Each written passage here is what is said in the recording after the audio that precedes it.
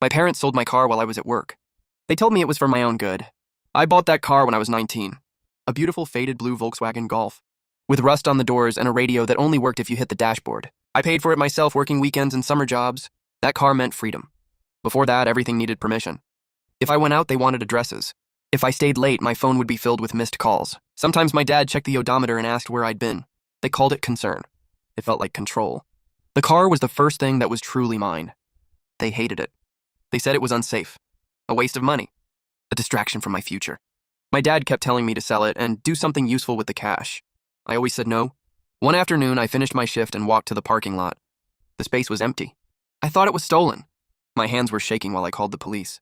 I was halfway through the report when my dad pulled up beside me. He stepped out calm, like nothing was wrong. "Why are you calling the police?" That's when I knew. They sold it that morning. A man came with cash. Papers signed. Keys handed over. Just like that. I asked how they could sell something that wasn't theirs. He said the car was registered at their address and counted as family property. Then he held out his hand. "Give me the spare key." He drove me home while explaining how I should be grateful.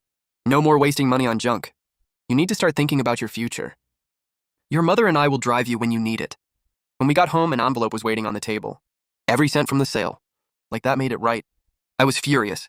But that night, staring at that envelope, something shifted. I packed a bag and left. I stayed at a friend's place at first. Within 2 weeks, I rented a small room and moved out. My parents told everyone I left over a misunderstanding. But selling that car showed me exactly how little control I had while living there. I had a choice. I could either stay angry or do something with the money. The car was gone anyway. I used the money to start a small side business. Nothing impressive at first. Just reselling tools and equipment online after work. Then fixing and flipping small machines. Then supplying a couple local contractors. The business grew faster than I expected. What started with one envelope turned into steady income. Then real income. Years later, I bought another car. A brand new Subaru. Reliable, solid, paid in full. Sometimes I think about that first car. I was angry back then, and I still believe they crossed a line selling something that belonged to me. But they weren't completely wrong. If they hadn't sold that car, I might have stayed comfortable, stayed dependent, stayed stuck. Instead, I built something of my own. I don't resent them anymore. But I'm not giving the keys to my car to anyone ever again.